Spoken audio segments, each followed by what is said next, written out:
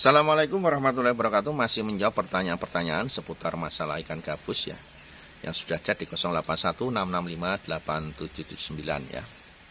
Silakan mau tanya-tanya boleh. Ya. Berikutnya pertanyaan dari Bapak Martoko ya, Martoko yang ada di Purworejo ya, Purworejo Jawa Tengah. Salam sukses Pak Suandi. Saya selalu nonton channel YouTube Dunia Ikan Gabus. Tapi selama ini saya belum menonton ya, belum menonton. Gimana ini maksudnya? Saya belum menonton atau tidak menonton tayangan untuk panen ikan gabus dalam jumlah besar. Apakah memang saya belum menonton atau memang belum diupload? Ya, terima kasih Pak jawabannya. Memang awal-awalnya saat kita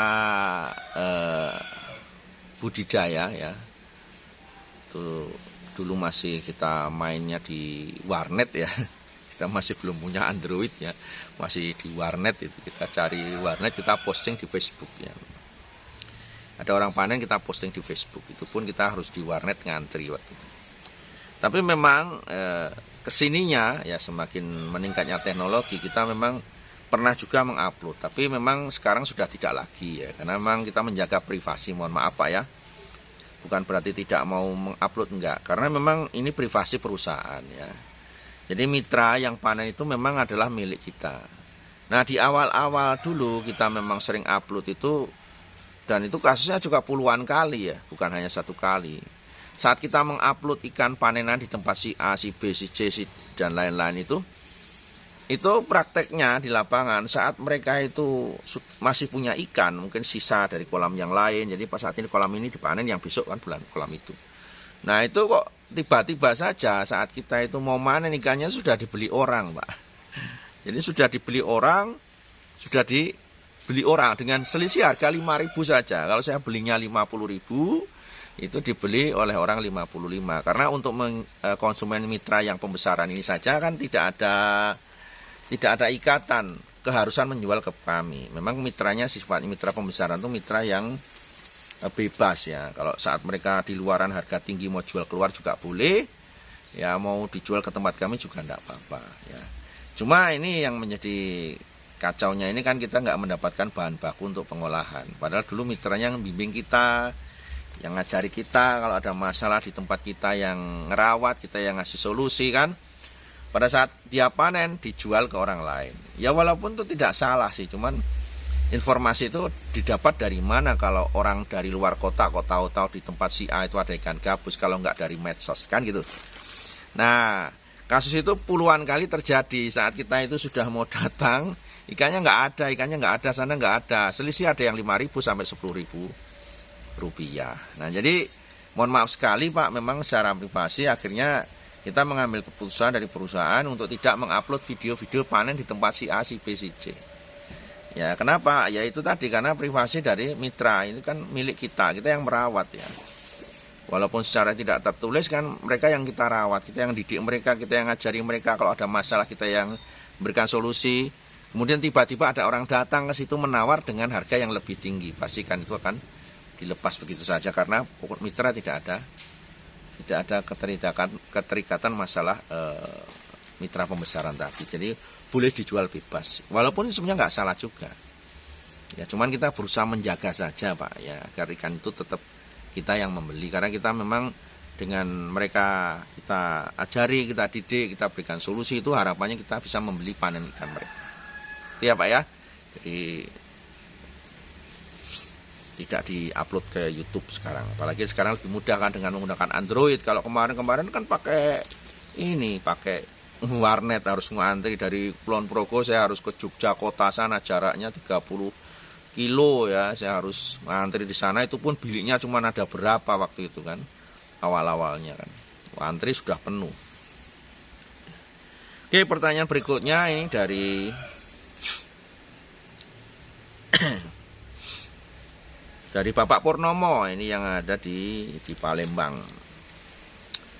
Saya sering lihat video Bapak di YouTube tentang budidaya ikan gabus. Saya mau tanya Pak, apakah ikan kanamaru juga bisa dipijakan seperti jenis Canas striata seperti yang Bapak contohkan di YouTube? Atau kalau tidak bisa, boleh kasih tahu cara memijakannya bagaimana Pak? Terima kasih ya. Ya, salam untuk Pak Purnomo ya. Pak Purnomo yang ada di Palembang ya. Palembang. Canamaru itu bisa Pak dibudidayakan ya. Saya pernah juga breeding canamaru Pak. Ya, jadi awal-awalnya budidaya awal saya budidayakan gabus itu kan jenis hias yang saya budidayakan dulu di awal-awalnya. Ya Canas striata juga breeding, kemudian saya juga budidaya ikan jenis ikan hiasnya, cana hiasnya juga. Dan itu memang bisa Pak dibreedingkan ya dengan cara sama dengan cara Canas striata. Prinsipnya semua jenis cana ya. Cana hias, cana gacua, cana marulius, cana striata, ya kemudian cana asiatica dan lain-lain itu kan semua bisa dibudidayakan. Ya, dan caranya sama, ya, tetap menggunakan rumpon atau media mengapung untuk sebagai tempat mereka meletakkan telur ya, walaupun sebenarnya di sela-selanya bukan menempelkan bukan. Ya tempat mereka untuk meletakkan telur. Jadi bisa aja Pak canamaru, caranya sama. Kalau Bapak nonton video saya di pembibitan Canas striata itu sama dengan yang jenis canamaru, semua sama. Ya hanya saja mungkin kalau canamaru dipelihara di akuarium bisa dibreedingkan di akuarium. Mau di kolam yang besar pun bisa karena jenisnya kan sudah biasa dari kecil di akuarium biasanya. Kalau ikan itu sudah dibiasakan di akuarium, nanti pada saat proses breeding juga mudah, di akuarium pun bisa. Canas striata pun bisa dibreedingkan di akuarium apabila dari kecil sudah biasa dibesarkan di akuarium. Ya, silakan Pak nanti dicoba. Berikutnya saya mau menjawab pertanyaan dari Bapak siapa ya ini?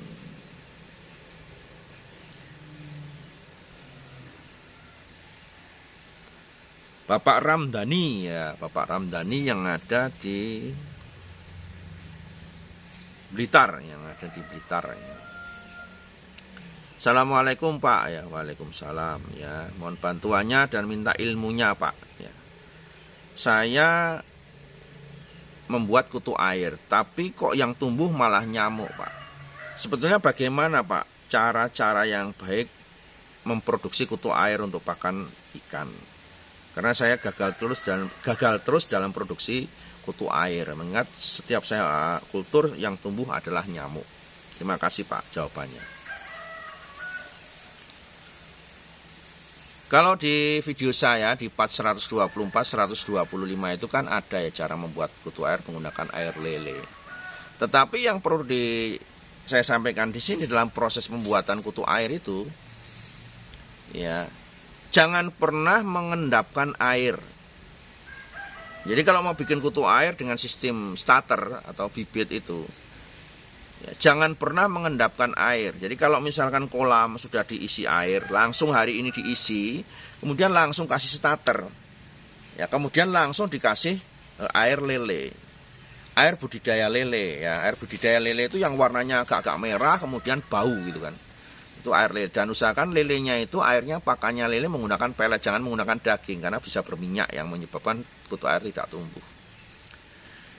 Nah air baru kasih starter, kasih air lele. Kalau 1 kubik air itu dikasih air lele itu 5 ciduk, air 5 ciduk untuk mandi itu ya 5. Kemudian bisa juga dengan cara ditutup dengan menggunakan waring jaring anti nyamuk. Jadi setelah dikasih bibit, tutup dengan waring nyamuk ya, biar nyamuk tidak bertelur di situ. Karena apa? Jumlah kutu airnya masih sedikit untuk awal, masih starter kan, ditutup juga lebih baik itu demi keamanan. Karena tidak ditutup, nyamuk itu akan bertelur karena kutu airnya belum tumbuh, masih bibit ya. Nah, kalau kutu airnya sudah tumbuh, ya sudah berkembang jadi banyak, pastikan saja kutu air itu tetap dalam posisi stabil, jumlahnya, banyaknya. Ya. Nah, dan perlu diperhatikan juga saat Bapak membeli starter kutu air, itu juga dipastikan dalam starter kutu air itu tidak ada jentik-jentik nyamuknya. Kadang kita beli nih jentik-jentik starter kutu air di toko pakan atau toko ikan itu. Kadang terbawa juga di situ jentik-jentik nyamuk yang membuat ya kutu air itu tidak tumbuh di mangsa oleh jentik-jentik nyamuk itu. Sudah saya kasih bibit Pak Wandi kok habis ya kutu airnya. Ya iya, kenapa? Jentik-jentik nyamuk itulah yang memangsa kutu air. Nah, setelah ditutup, pastikan kutu airnya tetap stabil jumlahnya dengan cara apa? Pemberian makan rutin berupa air lele itu yang paling penting setiap harinya. Ya, kalau sudah bertumbuh banyak sekali, kemudian kita tidak pernah memberikan, kita ambilin terus, kemudian tidak pernah kita memberikan makanan untuk kutu airnya, ya tetap lama-lama akan habis. Ya, dan juga di situ yang perlu diperhatikan, jangan sampai ada jentik-jentik nyamuk di kolam. Itu adalah salah satu faktor menyebab kutu airnya habis dimakan oleh jentik-jentik nyamuk itu. Ya. Jadi ini yang harus dilakukan Pak. Jadi jangan mengendapkan. Jadi mengendapkan air 1 minggu baru dikasih bibit kutu air. Yang tumbuh itu bukan kutu air, yang tumbuh itu nyamuk malahan. Ya. Ini ya, jadi sering terjadi teman-teman pemirsa membuat kutu air, sudah ngendapin air, kasih bibit, ya sudah. Setelah 4 hari yang keluar habis kutu airnya dimakan jentik-jentik nyamuk. Dan juga apa? Jentik-jentik nyamuk itu berbahaya buat larva ikan gabus ataupun ikan yang lain. Saat kita mengambil kutu air terbawa jentik-jentik nyamuk dan masuk ke kolam larva, sudah pastikan larva ikan gabus itu akan diserang oleh jentik-jentik nyamuk tadi. Jadi digigit gitu dan tajam kan kayak itu, seperti kepalanya itu digigit gitu, tarik, dimangsa oleh jentik-jentik nyamuk itu. Ya, dan itu ya sering sekali di awal-awal saya budidaya, wah ini kok ada nyamuknya di mangsa.